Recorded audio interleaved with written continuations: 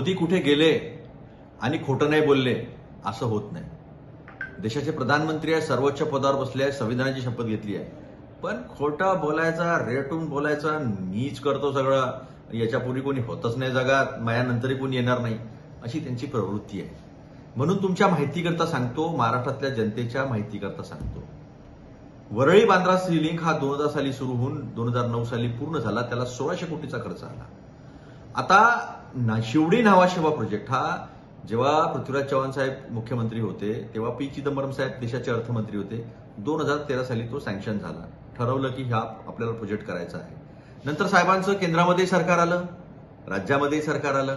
4 वर्ष लागली 2014 पासून 2018 आणि 18ला काम सुरू होऊन 23ला पूर्ण झालं, म्हणजे एकूण 10 वर्ष लागली.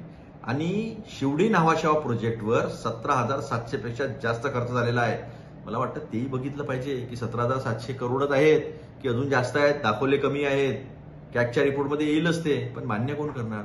पण एवढं मात्र नक्की, देशाचा पंतप्रधान हा खोटारडा आहे.